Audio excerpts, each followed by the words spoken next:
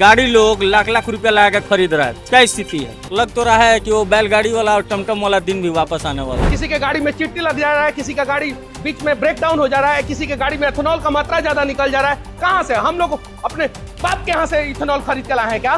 एक middle class घर का बच्चा लाखों रुपए खर्च करके अपनी जिंदगी का लगभग 1/4 हिस्सा पढ़ाई करने में बिता देता है ताकि वो किसी बड़े शहर जाकर किसी अच्छी सी कंपनी में जाकर वहां अपने और अपने परिवार वालों के सपने पूरे कर सके। देश के तमाम बड़े शहरों में सुबह को घर से करोड़ों लोग निकलकर शाम तक घर लौट जाते हैं।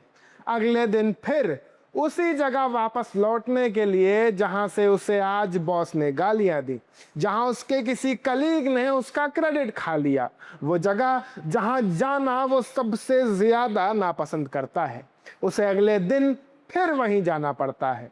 आदमी ऐसा क्यों करता है? ताकि अपने अपने कस्बों से निकलकर उन बड़े कहे जाने वाले शहरों में एक अच्छी सोसाइटी में रह सके, घर पर एसी लगवा सके और एक अच्छी गाड़ी में चल सके। वो गाड़ी जिसे आम आदमी अपनी मेहनत के कमाए हुए रुपयों से सालों साल वो रुपए जोड़कर वो गाड़ी खरीद पाता है। वो गाड़ी जिसमें सरकार बिना हमारी मर्जी के, बिना हमारे फायदे और नुकसान का सोचे हुए मिलावट वाला पेट्रोल डाल रही है। जब आप पेट्रोल पंप पर गाड़ी में ईंधन या फ्यूल भरवाते हैं तो आपको लगता है कि 100% शुद्ध पेट्रोल मिल रहा है जिसकी कीमत आप अपनी जेब से चुका रहे हैं। लेकिन हकीकत यह है कि आपकी गाड़ी के फ्यूल टैंक में जो लिक्विड जा रहा है उसमें अब 20% तक एथेनॉल यानी गन्ने और अनाज का बना अल्कोहल मिलाया जा रहा है। सरकार इसे ग्रीन फ्यूल का नाम दे रही है और देश पर आत्मनिर्भरता बढ़ाने के पीछे ये कदम उठाए गए हैं ऐसा कह रही है। लेकिन आम जनता के लिए ये एक ऐसा अदृश्य टैक्स बन चुका है जो न सिर्फ गाड़ियों की माइलेज को 6 से 8% तक गिरा रहा है बल्कि पुराने इंजनों के फ्यूल पंप, रबर पाइप और गैस्केट को अंदर ही अंदर गला रहा है। जी हाँ, यानी कि टैक्स भी आप ही दे रहे हैं और नुकसान भी आपका ही हो रहा है। ये अदृश्य टैक्स कैसे है ये भी हम आपको समझाएंगे और आपके क्या क्या नुकसान हो रहे हैं और सबसे बड़ी चीज कि इस देश का क्या क्या नुकसान हो रहा है ये भी आज हम समझेंगे। सबसे बड़ा सवाल ये है कि जब फ्यूल की क्वालिटी और एनर्जी डेंसिटी कम हो रही है तो आम भारतीय से शुद्ध पेट्रोल के दाम या उससे ज्यादा दाम क्यों वसूल किए जा रहे हैं और इस अनिवार्य ब्लेंडिंग के पीछे असली फायदा किसका हो रहा है। नमस्कार, मैं हूं शाश्वत सिंह दर्पण और आप देख रहे हैं द देश पोर्ट। आज हम एक ऐसी इन्वेस्टिगेटिव रिपोर्ट लेकर आए हैं जो E20 इथेनॉल ब्लेंडिंग के उस पहलू को बेपर्दा करेगी जिसे मेन स्ट्रीम मीडिया और सरकार मिलकर आम जनता से छुपा रही है। सरकार ने टारगेट रखा था कि 2030 तक पेट्रोल में 20% एथेनॉल ब्लेंडिंग यानी E20 फ्यूल लागू की जाएगी। 2030 तक E20 फ्यूल मिलना शुरू होगा, लेकिन इस डेडलाइन को 5 साल पहले खींचकर 2025-26 कर दिया गया। आज देश के अधिकतर पेट्रोल पंपों पर E20 फ्यूल सप्लाई हो रहा है, लेकिन क्या आपने कभी सोचा है कि इस जल्दबाजी का असर किसके ऊपर पड़ रहा है, किसकी जेब पर पड़ रहा है? सरकार ने टारगेट रखा कि 2030 तक पेट्रोल में 20% एथेनॉल ब्लेंडिंग लागू की जाएगी। एथेनॉल की एनर्जी डेंसिटी यानी शुद्ध पेट्रोल के मुकाबले उसकी डेंसिटी जो होती है, ऊर्जा पैदा करने की जो क्षमता होती है वो 30% कम होती है। 30% कम एनर्जी जनरेट करता है इथेनॉल। जब 20% इथेनॉल पेट्रोल में मिलाया जाता है तो गाड़ी को उतनी ही ताकत और उतनी ही दूरी तय करने के लिए ज्यादा पेट्रोल या ज्यादा ईंधन जलाना पड़ता है। Automotive research association of India यानी कि ARAI आई की एक रिपोर्ट के मुताबिक और कई स्वतंत्र रिपोर्ट्स के मुताबिक E20 फ्यूल से गाड़ियों के फ्यूल एफिशिएंसी में भारी गिरावट आती है। एक आम मिडिल क्लास व्यक्ति जो महीने के 5,000 रुपए का पेट्रोल भरवाता है, उसे माइलेज गिरने की वजह से साल में हजारों और कई बार लाखों रुपए का अतिरिक्त नुकसान उठाना पड़ रहा है। इससे भी गंभीर मुद्दा है इंजन की सेफ्टी का। भारत में 2023 से पहले बिकी हुई करोड़ों गाड़ियां जो BS4 और BS6 के शुरुआती मानकों पर बनी हुई थीं, उनमें E20 फ्यूल के लिए डिजाइन या इंजीनियरिंग नहीं की गई है। इथेनॉल एक बेहद ही कोरोसिव और हाइड्रोस्कोपिक तत्व है, यानी इथेनॉल ऐसी चीज है, वो अल्कोहल का ऐसा एलिमेंट है जिससे आपके जो प्लास्टिक के और लोहे के पाइप्स हैं आपकी गाड़ियों में, उनको ज्यादा नुकसान पहुंच रहा है, उनमें जंग ज्यादा तेजी से लग रहा है। वो पानी को अपनी तरफ ज्यादा तेजी से खींचता है और पानी में बड़ी आसानी से घुल जाता है। इसकी वजह से जो पुराने इंजनों के रबर हैं, उनके कंपोनेंट्स हैं, प्लास्टिक पार्ट्स हैं, मेटल लाइंस हैं, इनमें तेजी से डैमेज हो रहा है। लेकिन सरकार ने बिना किसी प्राइस डिस्काउंट और बिना किसी विकल्प के आम जनता को ये फ्यूल इस्तेमाल करने पर मजबूर कर दिया है। जब इंजन खराब होगा तो रिपेयर का हजारों लाखों का बिल ना ऑटो कंपनियां देंगी ना सरकार देंगी, ये बिल आपके और हमारी जेब से जाएगा। इसमें दूसरा बड़ा मसला है अनाज और पानी का संकट। सरकार का दूसरा बड़ा दावा है कि इससे किसानों को फायदा होगा और पर्यावरण बचेगा, लेकिन जब हम इसकी जमीनी हकीकत देखते हैं तो ये दावा भी खोखला नजर आता है। एथेनॉल मुख्य रूप से गन्ने, मक्के और चावल से बनाया जाता है। गन्ना और मक्का दोनों ही बेहद वाटर इंटेंसिव फसलें हैं, यानी इनको बनाने के लिए पानी खूब इस्तेमाल होता है, इनको उगाने के लिए पानी खूब इस्तेमाल होता है। 1 लीटर एथेनॉल बनाने के लिए लगभग 2,500 से 3,000 लीटर पानी लगता है। इस वक्त जब देश में पानी की इतनी समस्या है, मुंबई जैसे बड़े बड़े महानगरों में और उनके पॉश इलाकों में जहां बड़े बड़े फिल्म स्टार्स रहते हैं, वहां पानी का संकट आ पहुंचा है, तो क्या इथेनॉल बनाने के लिए 2,500 से 3,000 लीटर पानी खर्च करना समझदारी का काम है?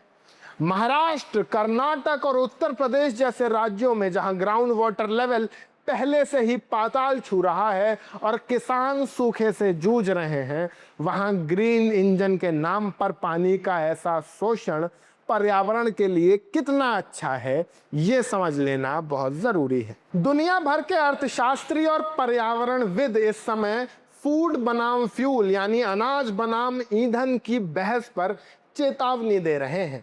भारत जैसे देश में जहां करोड़ों लोग आज भी मुफ्त राशन पर निर्भर हैं, आज भी इतने गरीब हैं कि उन्हें मुफ्त राशन की योजना बना के सरकार की तरफ से मुफ्त राशन देना पड़ रहा है, वहां उपजाऊ जमीन और अनाज को गाड़ियों का ईंधन बनाने के लिए डाइवर्ट करना एक गंभीर खाद्य सुरक्षा का संकट खड़ा कर सकता है। जब मक्का और अनाज का इस्तेमाल डिस्टिलरीज में होगा तो पोल्ट्री फीड, पशुओं के चारे और आम खाद्य पदार्थों के दाम महंगाई की आग में और बढ़ेंगे। अब आते हैं इस मुद्दे के सबसे महत्वपूर्ण और संवेदनशील पहलू पर। इस पूरे E20 इकोसिस्टम में आखिर आर्थिक और राजनीतिक लाभ किसको मिल रहा है?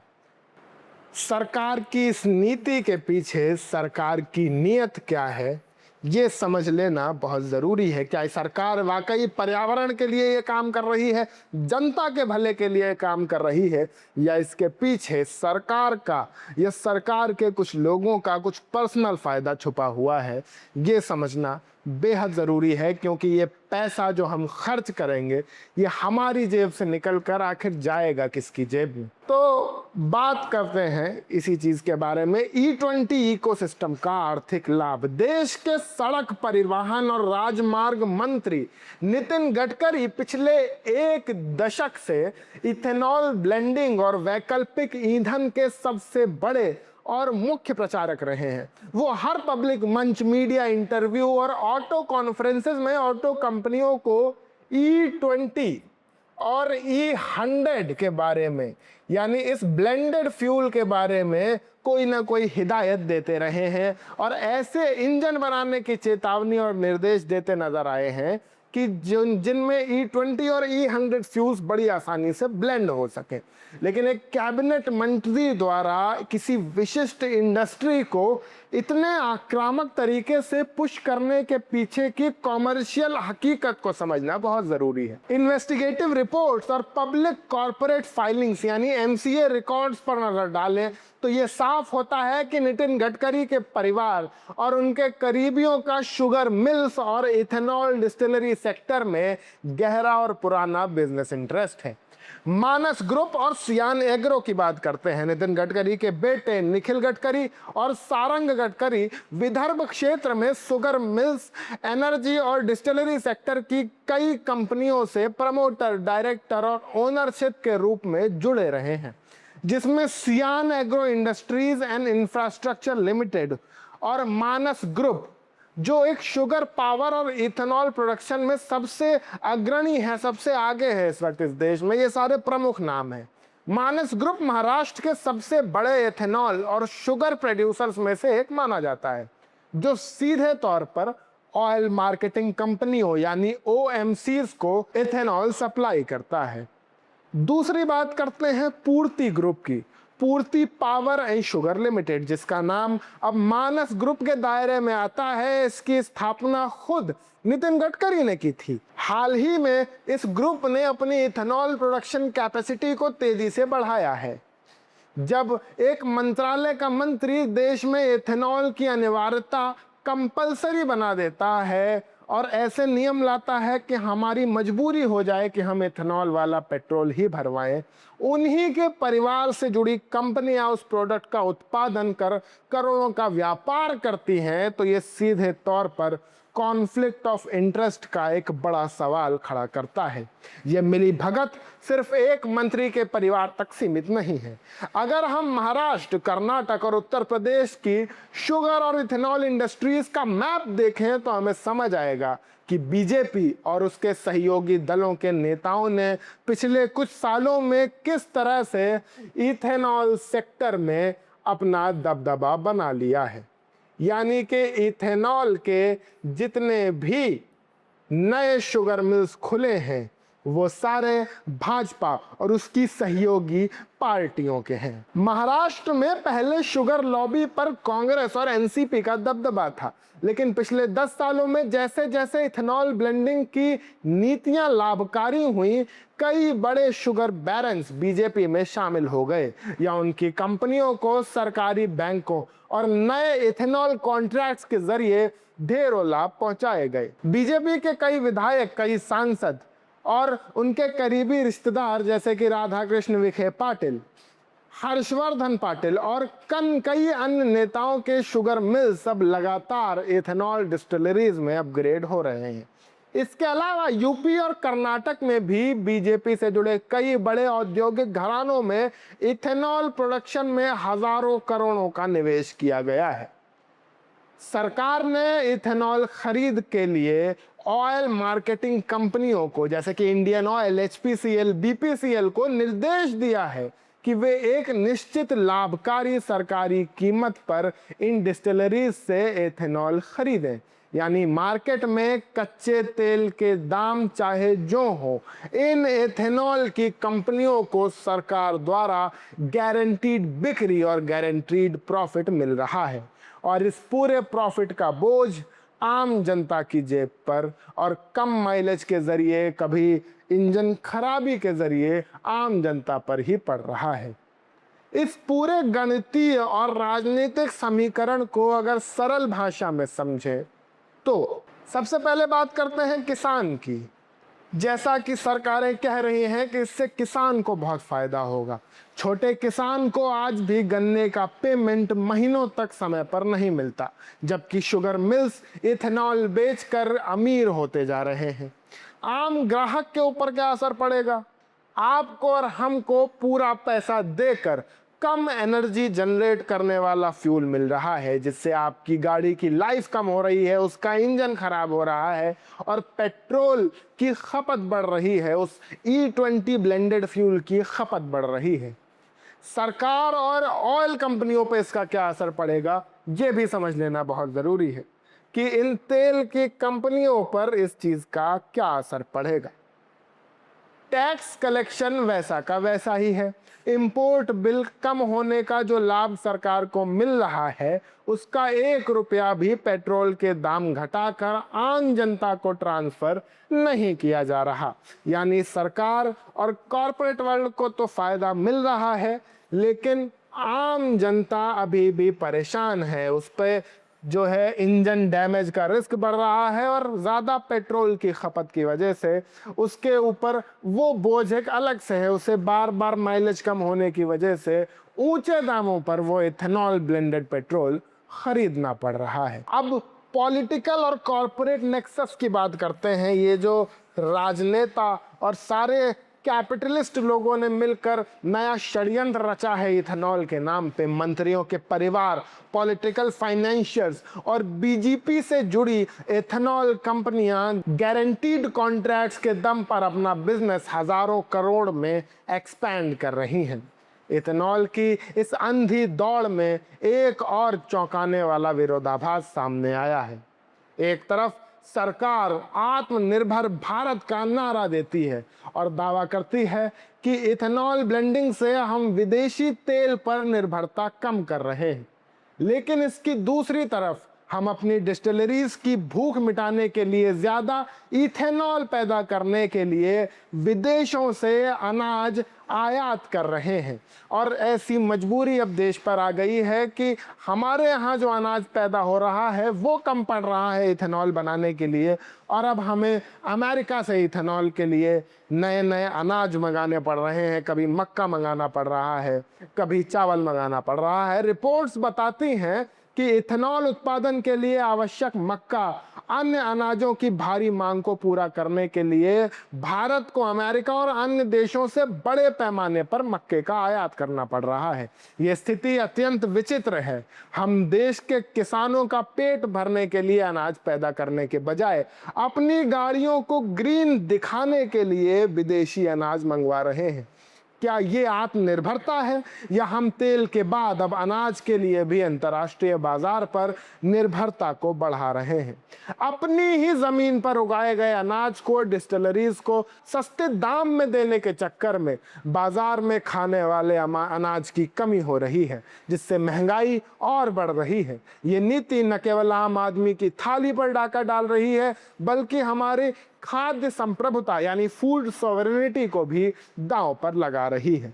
किसी भी देश में ग्रीन एनर्जी और आत्मनिर्भरता की नीतियों का स्वागत योग्य है, लेकिन अब सवाल उठता है उन नीतियों की जब शर्तें इस तरह तय की जाएं कि आम नागरिक को मजबूरी में उसका नुकसान उठाना पड़े और सरकार में बैठे लोगों के पारिवारिक और राजनीतिक करीबियों की तिजोरियां भरती रहे, तो उस पर सवाल उठाना पत्रकारिता का धर्म बन जाता है। नितिन गडकरी और बीजेपी सरकार को देश की जनता को ये जवाब देना होगा कि क्या E20 फ्यूल से गाड़ियों को होने वाले नुकसान का मुआवजा सरकार देगी या कि ऑयल कंपनियां देंगी, या वो मुआवजा गाड़ियों की कंपनियों को उठाना पड़ेगा। शुद्ध पेट्रोल यानी E0 का विकल्प आम जनता से क्यों छीना जा रहा है?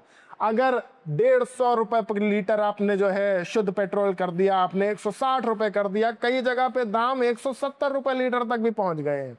अगर आदमी अपनी गाड़ी का इंजन ठीक रखने के लिए इतने महंगे दाम पर पेट्रोल लेने को तैयार है, तो आप ये विकल्प उस आदमी से क्यों छीनना चाहते हैं?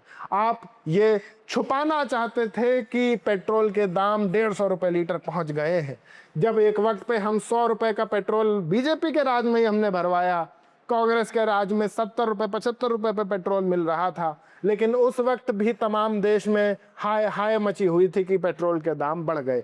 आज जब शुद्ध पेट्रोल के दाम 150 रुपए लीटर और 160 रुपए लीटर पहुंच रहे हैं, तो ये विकल्प भी हमसे छीना जा रहा है। और सबसे बड़ा सवाल ये है कि क्या एथेनॉल पॉलिसी देश के पर्यावरण को बचाने के लिए बनाई गई है या फिर नेताओं और उनके परिवारों के बिजनेस एम्पायर को चमकाने के लिए। द देश बोर्ड पर हमारा मकसद है आपका ध्यान उन मुद्दों पर खींचना जो आपकी जेब और देश के लोकतंत्र दोनों को प्रभावित करते हैं। इस रिपोर्ट पर आपकी क्या राय है? क्या आपने भी अपनी गाड़ी की माइलेज और परफॉर्मेंस में कोई कमी महसूस की है? हमें कमेंट सेक्शन में ज़रूर बताएं। अगर ये वीडियो आपको पसंद आई हो तो इस वीडियो को ज़्यादा से ज़्यादा शेयर करें ताकि ये सच्चाई देश के हर नागरिक तक पहुंच सके। मैं शाश्वत सिंह दर्पण, हम मुझको फॉलो करते रहें। इस तरह की कई खबरें हम आप तक पहुंचाते रहेंगे। द देश बोर्ड को सब्सक्राइब करना ना भूलें। जय हिंद, जय भारत।